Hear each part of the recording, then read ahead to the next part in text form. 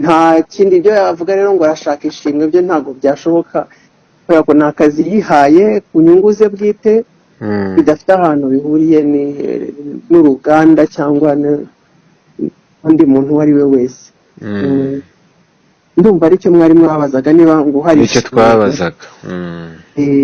Ishimwe rero ubundi rihabwa umuntu wahawe akazi, kandi nta kazi muri make yahawe ahubwo ubutaka bw'abandi arabwe exploit. Nkaba nifuza yuko leta y'u Rwanda yahagera ubwo butaka ngira ngo urahonyura hageze ntabwo ari mu mazi, ubwo butaka bakaba ubuso bwawo ubutaka bukajya umusaruro. Niyo ubwo Rwanda wenda yabukoresha ariko byibuze ikigisha ibi bihuru bikava. Ni ibintu nashakaga kugira ngo abaturage babone n'akazi muri iki gishanga ndetse n'abantu batuye ku nkengero z'igishanga babeho neza nta kibazo. Hanyuma rero ibyifuzo byawe ni ibihe tugana ku musozo? Icyifo cyanjye nuko nabwira ntabwo y'abanyarwanda bati mujye muhana ubutware mu gihugu cyanyu, muhane n'imbaga n'umurava kuko tuzi neza ko Satani hori Rwanda ariko ntabwo itsinda. Icyifo cyanjye numva yuko aha hantu niya yaza mu mujyi wa Kigali ndetse na leta y'u Rwanda na Paul Kagame akaza kansura akayebe kubona koze mu iki gihugu ciwe, nanjye mweke nanjye nibyo nashaka kugeraho, nanjye mushimye n'umuntu nanjye wamegira inka akama kashi panga ncana ku buntu, nanjye ndifuza ko iki gikorwa nakoze rero cyagirira umunyarwanda wese mu gihugu akamaro. Tubaye ikaze mu kiganiro u Rwanda twifuza, ikiganiro kibanda ku nkingi enye za guverinoma, imibereho myiza, ubukungu, iterambere n'ubutabera. Uyu munsi rero tugiye kugaruka ku nkuru twavuzeho mu minsi yatambutse y'umugabo witwa Ntamuturano Jean uherereye mu murenge wa Gahanga, aho yakoze kanare cyangwa se umuyoboro w'amazi mu gishanga cya Gahanga ndetse gihuza Gahanga, Busanza ndetse na Bugesera. Ni umuyoboro rero ubona ko uri hagati y'ibirometero 3 cyangwa 4, yakoze mu gihe cy'imyaka 5. Twaraganiriye rero byinshi, ntabwo turi buze kubigarukaho cyane, gusa abatarabonye ibiganiro bya mbere kuri cano u Rwanda twifuza biriho, ariko icyo tugiye kugarukaho uyu munsi ni bimwe mu byo twagerageje kujya kuvugana n'uruganda rwa Kabuye rufite inshingano zo gukurikirana iki gishanga. Muraza kumva ibyo badusubije.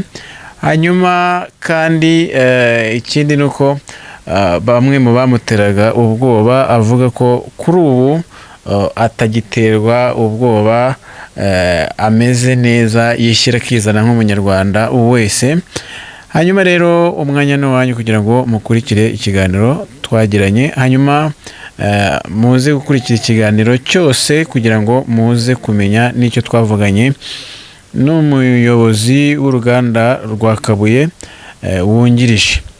Ukurikije ibyo uruganda rwa Kabuye rwadutangarije n'ibyo abaturage baturiye aha bavuga, ubona bisa naho binyuranye, kuko n'ubundi amakuru bari baraduhaye tugomba kubaza kwari ukubaza nimba koko uyu muyoboro wakozwe na Ntamuturano Jean waba warabazwe nk'uwatwaye amafaranga muri iki gishanga. Ariko ubuyobozi murumva ko butabisobanura neza, ariko bukemera ko iki gikorwa uyu muturage yagikoze kandi gifite n'agaciro. Ariko ku rundi ruhande hari abantu bayobora kino gishanga cyangwa se bakurikirana kino gishanga. Amakuru twagezeho nuko ashobora kuba avuga ko bashobora kuba barishyuje uyu muyoboro wakozwe na Ntamuturano nk'uwatwaye amafaranga muri iyo faze ya mbere uyu muyobozi yavuze, ariko nta n'urupfumuye bigeze batanga kuri uno muyoboro. Hanyuma ikindi mu mvugo z'uyu muyobozi wumva ko asa n'uhishira abo bantu, ntagaragaze ko kandi icyo kibazo twarakimubajije, turavuga ati muturebere murebe muri raporo nimba koko uyu muyoboro utarabazwe.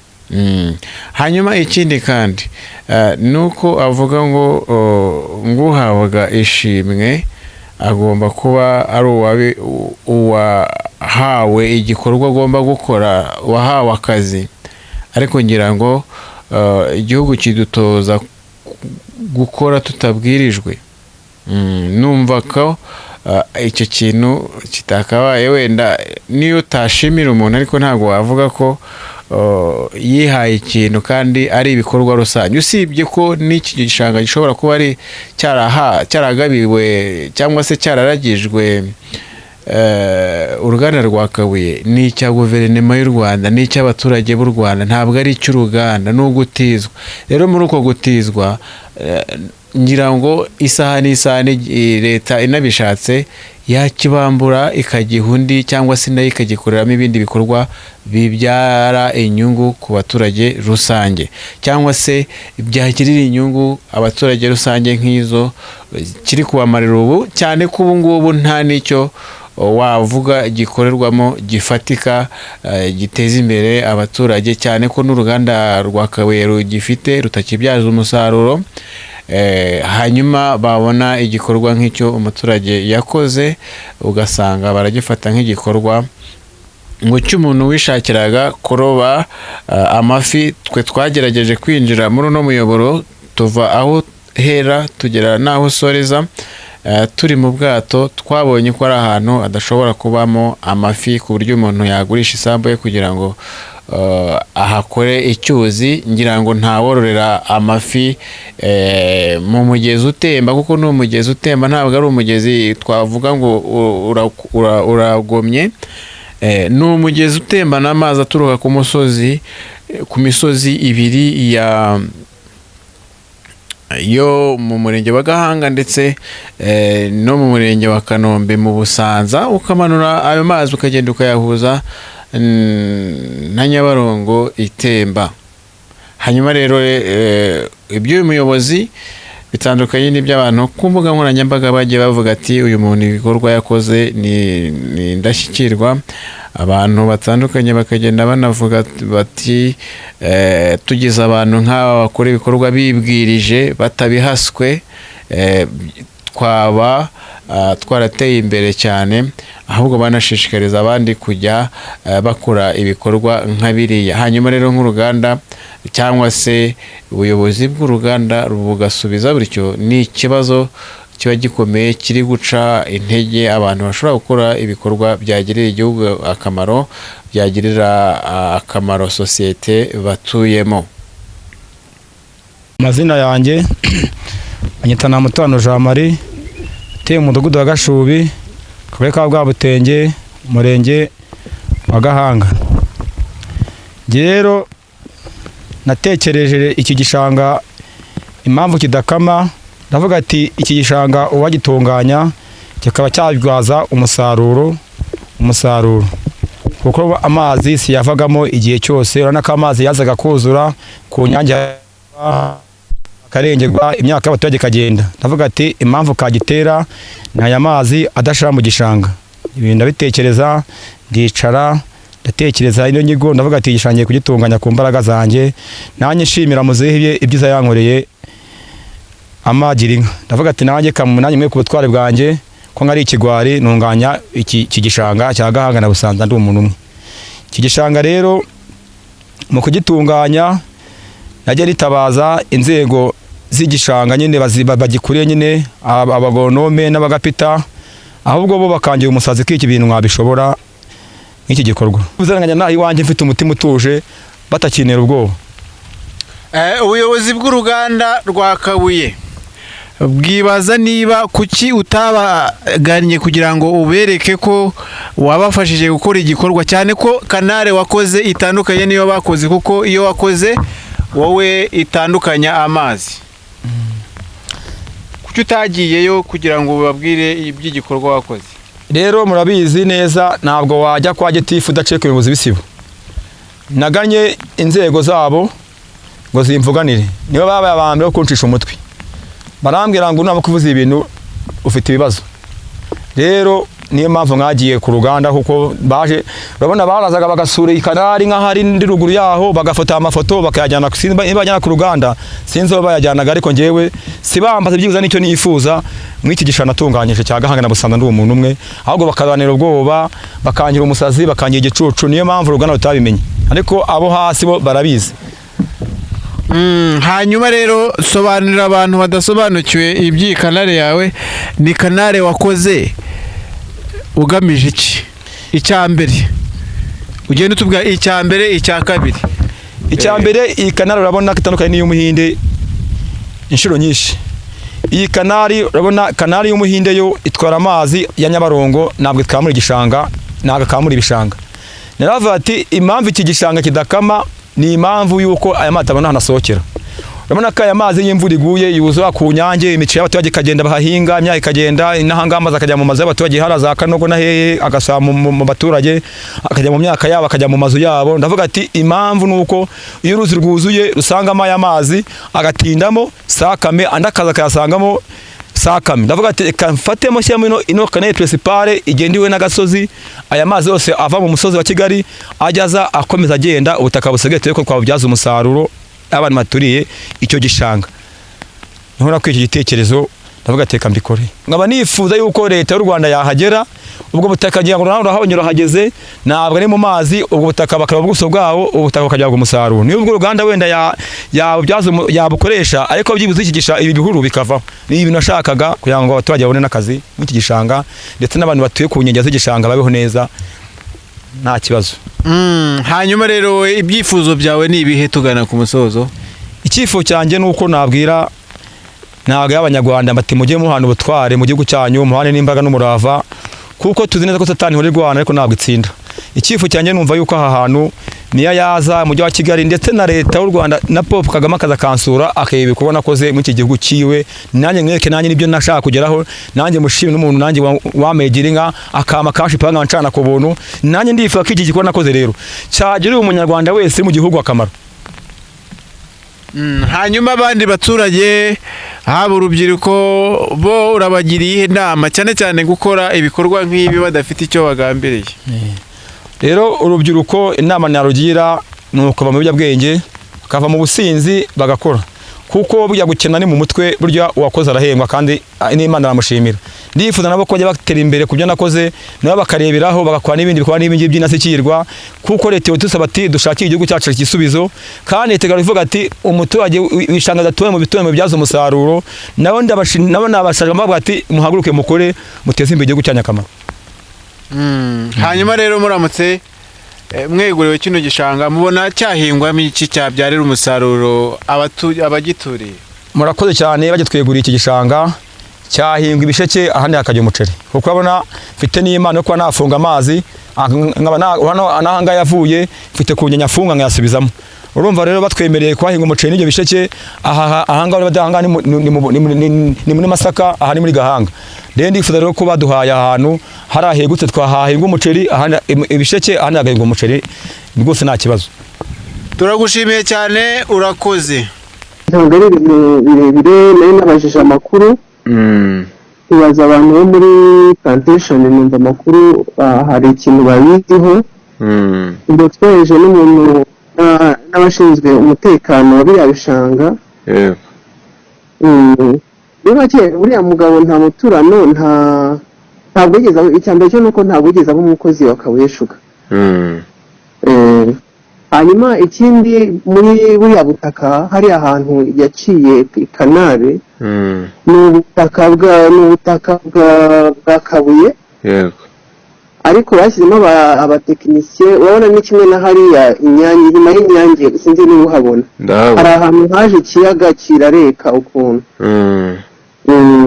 Naho rero bahajyanye abatekinisiye, basanga hari ukuntu nivo y'ubutaka munsi y'amazi. Ni ukuvuga ngo icyo wakora cyose ni ukuvuga ngo amazi arahareka.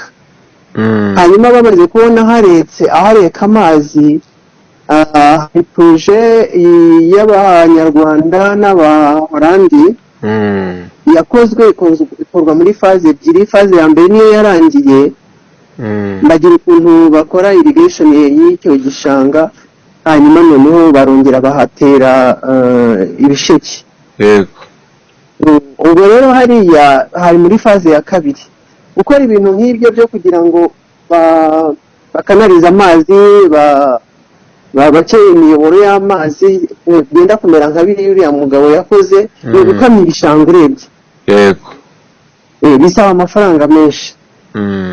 Ibyo rero nibyo bakirimo gukora, cyarimo kwikusanya kugira ngo bashake ubushobozi hanyuma na hariya bahakore.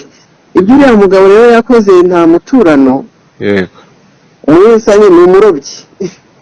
Ni umurobyi yaragiye yiha ubutaka, ajya mu butaka bw'abandi nyine aracukura, akora biriya mwabonye. Nta kindi byo yavuga rero ngo arashaka ishimwe, byo ntabwo byashoboka kubera ko ni akazi yihaye ku nyungu ze bwite, bidafite ahantu bihuriye n'uruganda cyangwa n'undi muntu uwo ari we wese. Ndumva aricyo mwari mwabazaga, niba ngo hari icyo twabazaga. Ishimwe rero ubundi rihabwa umuntu wahawe akazi. Yego. Kandi nta kazi muri make yahawe, aho yihaye ubutaka bw'abandi arabu exploit.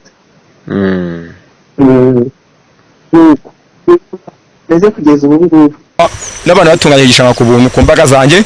Ntabwo nshaka igishanga cy'icyanjye, si n'icya data, ni icya leta, ndi uwa leta. Igitunganyije ku mbaga zanjye, ahubwo ndiva ko itaza kansura. Nimba ari umuntu ufungwa, nubwo bancire kwa Kabuga bakavuga ati aha hantu watunganyije mwana wacu, reka tugufunge wakoze nabi. Ibyo bintu nifuza kugira ngo bose bahagere buncire urwa Pilato, niko nabivuga, kuko ngiye ndifuza rero ko aha hantu natunganyije ku buntu ku mbaga zanjye ubuyobozi bwahagera bukansura. Nawe bw'icyo nifuzaga nta kindi. Tangiye twibwira amazina, hanyuma unatubwire ko kino gishanga cyari kimeze mbere kitarakorwa n'uyu mugabo. Nitwa Singirankabo. Mvuka inangaha. Yego.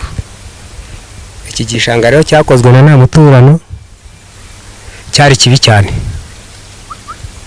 Cyahoragamo amazi, turabona inka zimwe ziragendamo zitaragendagamo. Yahacuye umuserege uvanga ukaba wagera i Nyarugugu. Amazi yose aramanuka akagenda akajya muri Nyabarongo. Yabikoze ku giti cye, nta n'umuntu yigize yakubufasha. Ubu ngubu rero sinzi nyuma yaho n'imbaraga zimaje kuba nkeya zo kuba yabikora, simbizi. Ni ukuvuga ngo mbere kiriya gishanga cyaramereye ibyatsi, cyarabananiye kugikora nyine. And then uno mugabo niwe nyine bahaye akazi ko kugikoresha nyine. Gikoresha cukuzamo kanare, aragenda hafi Nyarugugu nyine. None se mwigeze mwumva ko haba hari agashimwe yabarahawe n'uruganda kugira ngo nawe nk'umuntu wakoze ibikorwa byo kwitanga nkakoresha? We yakoraga ari umukozi nyine. Kuba wenda yabaye yarabonye agashimye, ibyo sinabimenya. Urumva? Ndakeka uruganda rubaye rwaramushimye agashimye nyine, ashobora kuba bakamuhato. Uratangira utwibwira amazina, hanyuma utubwire n'icyo mubona iki gishanga cyabamariye. Amazina yanjye banyita Barisika Jean Paul. Nkaba iki gishanga rero icyo cyatumariye igishanga nuko dutangiye umugabo wacu hano wayidutunganyije rwose, yakoze umuyoboro arawuzamukana awuteza munsi y'Nyarugugu. Ariko uko tubona iki gishanga icyiza mubona hano abaturage bafashe umwihariko kugira ngo biharike utwaka inzara yari tumeye nabi. Ubwo ngubwo noneho uko twateganyaga uwo nguwo ukoze uyu muyoboro, twumvaga yuko twashaka n'uburyo twahakunya urwo rufunzo impande y'umuyoboro tugahinga n'umuceri warimwe mu mwaka. Kuko turabona ko aya mazi igihe impeshyi yagiza, noneho tukafata hagati tukahagugira, tukabona aya mazi akadenguka akajya muri wa muceri ukera neza. Dushushanyirize iki uyu muyoboro w'aya mazi ungana nka gute ugereranyije mu mbone yawe? Umuyoboro w'aya mazi uburebure bwawo, uburebure kuva hariho mwatangiriye kugera ku mugarukiye wenda nk'icumi. uburebure bwayo. Hanyuma rero mbere byari bimeze bite akitangira kuhakora? Agitangira kora mbere byari urufunzo, murarubona hose ari hateranye, ariko bwa mbere nyine narabanje genda konyora ateza hakurya hariya munsi y'Inyarugugu. Ubwo ngubwo rero dusubira inyuma tugenda ducukura twegeka hirya no hino. Ubugari bwawo namwe muribona, numva ufite nka metero nk'eshanu ahari. Hanyuma rero uyu mugabo wowe nkaho kubwawe wamushimira iki? Ku bwanjye uyu mugabo namushimira rwose ko yadukoreye neza, kuko rwose tugiye gushira inzara. Tugiye twahangwa mwagiye munyura mwabonye ko twagiye duhinga imyungu, tugahinga ibijumba, tugahinga ibigori. Ubu ngubu ikintu kigiye kugerwaho, tugiye guhinga n'umuceri muri ukwezi kwa kangahe, kwa gatandatu. Cyo twamushimiraho rero rwose, ahubwo umva twamuha amashyi menshi cyane, kuko hari ibyo magenda dukora byiza cyane kandi tugiye kwiteza imbere nk'abaturage bo mu murenge wa Gahanga, ndetse n'abanyabugisa nabo barambuka rwose nabo bakaza kugihinga. Urakoze cyane. Ni byiza cyane. Nyiri twibwira amazina hanyuma tubwire uko iki gishanga cyari kimeze mbere nuko ubona gihagaze ubu. Nitwa Bagirigomwa Emmanuel. Uko iki gishanga cyari gihagaze, igishanga kuva na kera igishanga cyari igishanga gihoramo amazi atajya kama umuntu mbese akabura yaza yakizamo, ukabona ko nta hantu umuntu yabona yakandagira, ariko igishanga kiza kubona umugabo ugitunganya ashakishije ukuntu amazi yashyira uruhande rumwe, hanyuma tuza kubona ahantu mbese umuntu yahinga. Nibwo twavuze tuti rero igishanga nubwo umugabo agitunganyije kigomba guhingwa, tukareba uburyo twahinga n'uwo mugozi, tukatubura ko twabona ikidutunga. Hanyuma ubwo hari abantu bavuga ko izi atari imbaraga z'umuntu, hari imbaraga z'amafaranga cyangwa se abantu barenze umwe, za koperative. Wowe nk'umuntu wabibonye agikora, yagikoze mu gihe kingana iki, abikora ate? Uyu mugabo iki gishanga yakimazemo igihe kinini, nubwo ubona agishojeje. Iki gishanga akimazemo hafi imyaka 5 iki gishanga akimazemo, akaba aribwo agishojeje. Rero iki gishanga kikaba cyabanze kunanirana cyane, agomba kugenda agishakira uburyo amazi yashyira uruhande rumwe, aza kubona inzira ayashyiramo igishanga, ariko ikigeraho kiratunganyijwe rwose nta kibazo bye. Ariko igishanga umugabo niwe rwose wagitunganyije, nta wundi muntu wundi bafatanyije. Igishanga niwe wagitunganyije rwose, aragikora ubwo arakomeza aragerageza igishanga aragitunganya aragikora. Hanyuma mwebwe mugiye gukora iki kugira ngo kibyazwe umusaruro? Igishanga nta kuri buryo twagira ni ukugihinga, ni ukugikonyora hose. Nta hantu hose ntago umuntu yabaga yahagera, ariko ureba ko igishanga hagati na hagati hose habamo inka ziberamo. Ari nayo mpamvu twavuze tuti se igishanga kizajya kibamo inka dushonze twicwe n'inzara cyaka turengeye. Nibwo twavuze tureka tujye muri aha turebe twifatire mu turimo, nubwo twe duhohoterwa. Hari abakozi b'umuhinde baza bakavuga ati mwihinga bamwe n'umudamu wanjye bamugizeho mwambura isuka barayijyana. Bamaze kuyijyana tuza kuyikurikirana, isuka baratubeshya ngo bazayiduha, turategereza isuka twarayibuze kugeza n'ubu. Ariko iryo gishanga bakaba mbese bo ntago bamumva ko hari umuturage wundi wakizamo ngo agikoreremo agihinge, ahubwo bamumva ko hazamo izo nka izo bashyira imbere rwose. Ku gishanga rwose byo cyahingwa, n'igishanga ni kinini cyatunga hafi rwose abantu begereye muri aha gace, kandi n'abanyabugisira bose barambuka bakaza bagakora muri icyo gishanga rwose cyadutunga ntitwicwe n'inzara rwose. Uramushimira iki? Njyewe cyo namushimira rwose, uyu mugabo yarakoze cyane kuba rwose yaravuga ati nitangira abantu bitangire rwose pe ntakurikisha inyungu zanjye, nkore nitanga, ariko dufatanyije mbese mfatanyije n'abandi rwose pe, ndeko baza tugufatanye iki gishanga tukibyaza umusaruro tutazicwa n'inzara. ubona byagakwiye kuba bimeze bite? Ubona leta yagakwiye kuba igira icyo imuha? Leta yo urebye igomba kureba ukuntu yamushakira nishimwe ikamushimira, kuko iki gishanga ni igishanga kimaze igihe kidakorerwamo, ariko ubu ngubu aho ugeze hose ubona ko wagikoresha, ukareba ikintu wagikoreramo kigakora, nuko n'ubu kirakora. Izo nka zibamo, aho wahinga hose, ahantu hose harakamye nta mazi arimo. Yatunganyije umuyoboro uvuye uturutse hano ukagera hano i Nyarugugu. Uwo muyoboro ukaba uriho za sogonderi zishamitseho zitwara amazi zikamura hose. Rero ndumva ko mu ngubu ni muri ubu, ariko mu mpeshyi nko mu kwezi kwa gatandatu ndumva hafi ya hose nta hantu hazaba harimo amazi yose azaba arashizemo. Hanyuma rwose umuntu ku buryo hose yahinga akareba icyo hakorera kikaba cyakunda kikera.